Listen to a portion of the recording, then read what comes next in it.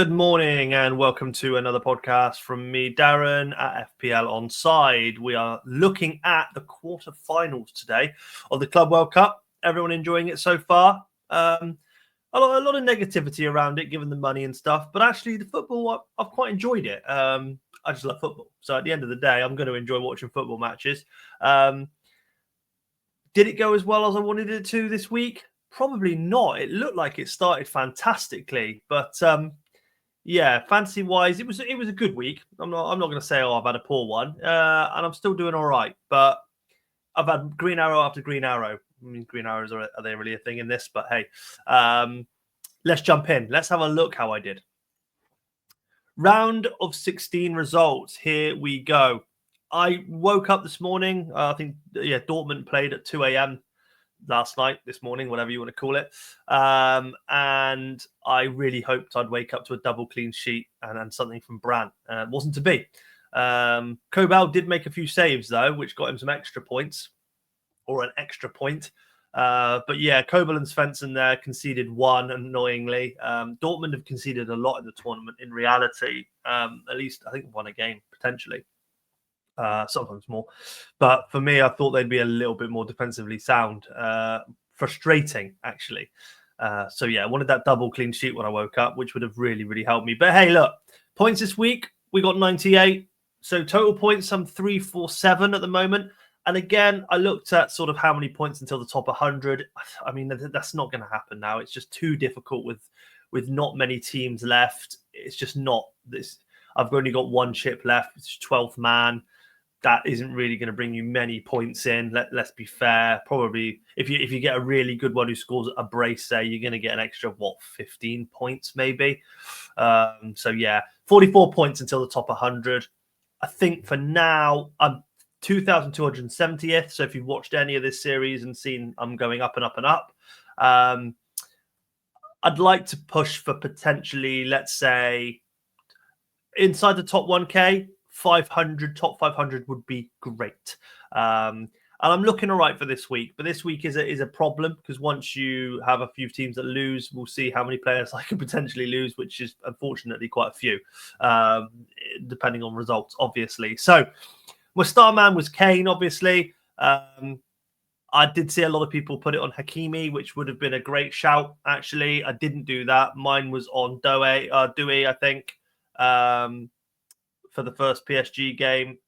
Then I moved it to Pedro Neto. It didn't do enough. So I was like, okay, Kane. And then Kane did what he did. And I was like, I'm sticking there. Temptation for Haaland. There was potential for Haaland, but I think, Kane returning two goals. I was like, yeah, it's a no-brainer. It's staying on Kane. And I'm glad it did, in all fairness. So how did you all do with captaincy this week? I hope it was good. My letdown was Gvardiol. Obviously, Man City, a huge letdown overall, losing 4-3, gone out of the tournament. That was, I nearly stayed up for that game. It's the one game this week I nearly stayed up for, or I was going to go to sleep and then wake up for it. But I just didn't. And I'm glad, to be fair, to watch because it went to extra time, so I would have had to have stayed up much later than I would have thought anyway. And yeah, it was a good game, 4-3, I guess, but not if for a fantasy point of view, which is why I would have been really watching it. So yeah, letdowns Guardiola. I actually expected more from him. First time I'd put him into my team, I believe. Thought he'd do quite well, but nothing. And the surprise for me is Esposito. And that's because he didn't play for Inter, which I'm shocked about, really, because he's been up with Lautaro Martinez for every game. And I thought Marcus Thuram was still injured and potentially wasn't going to start because Esposito had scored and done all right. He was, if you remember last week, was my kind of big differential. 4 million strike force into Inter Milan. Fantastic. Great. And they got a good game. They lost. So that doesn't matter anyway.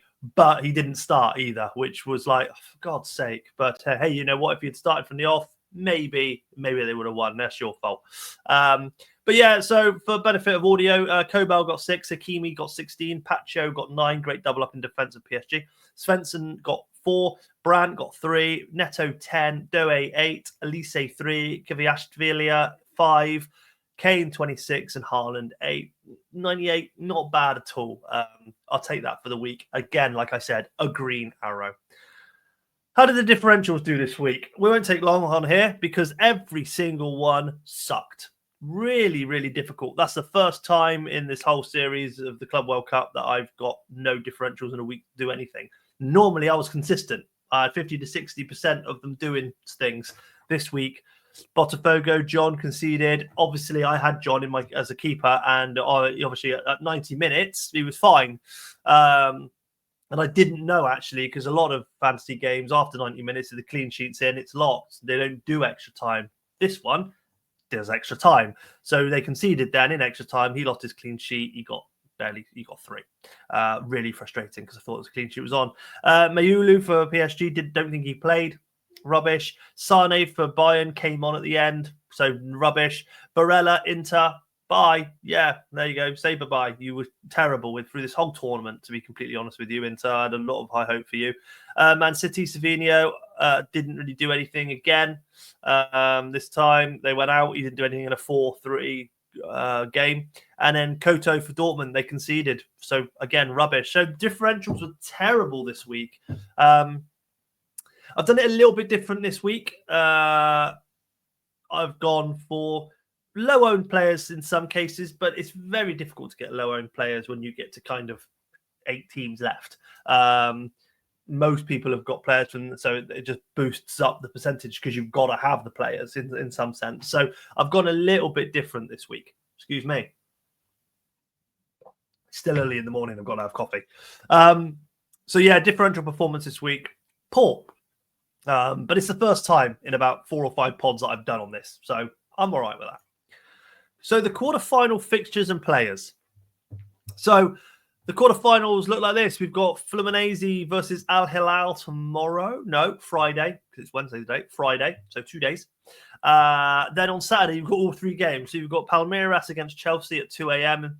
And then you've got Paris Saint-Germain against Bayern at 5. And Real Madrid versus Dortmund at 9.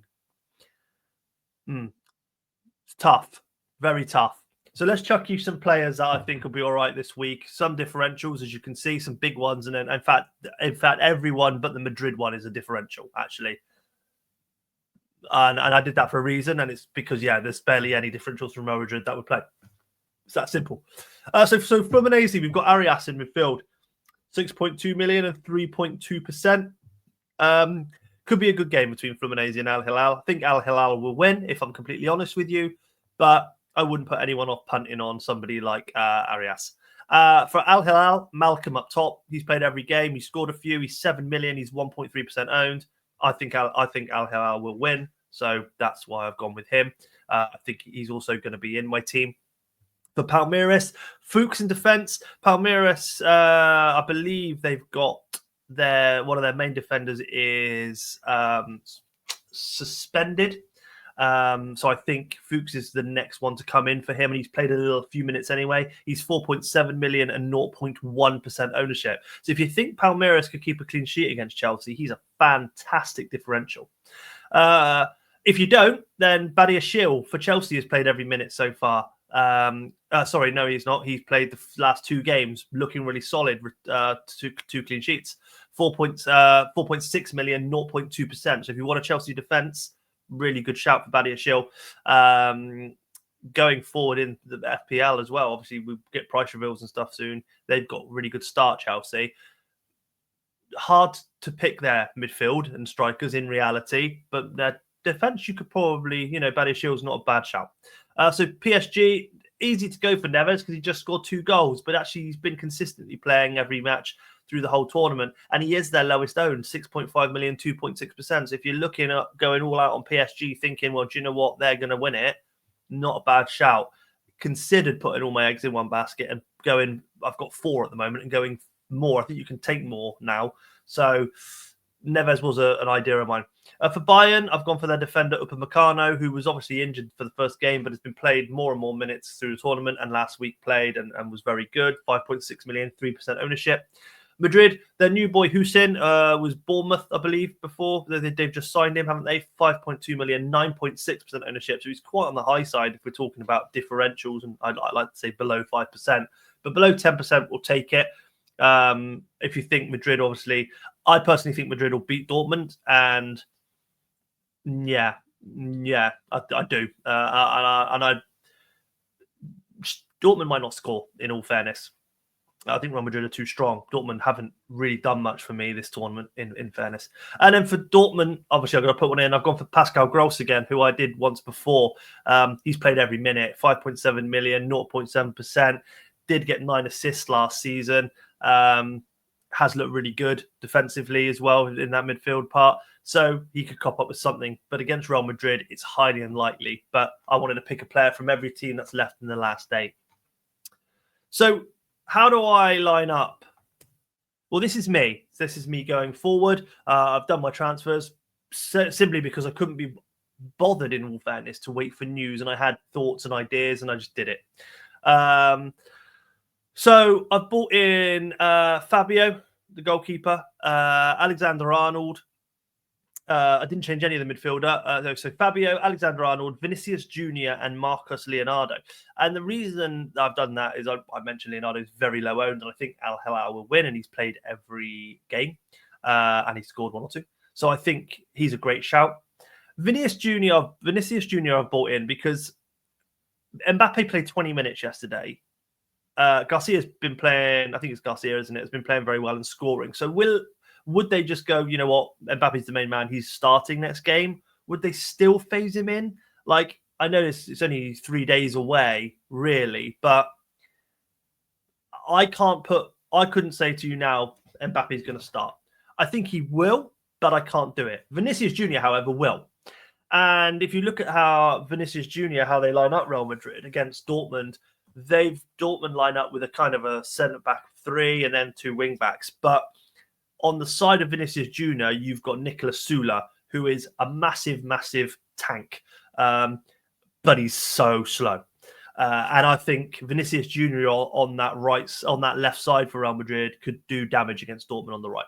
So for me, I've gone Vinicius Jr. because the minutes are guaranteed. He is a great footballer.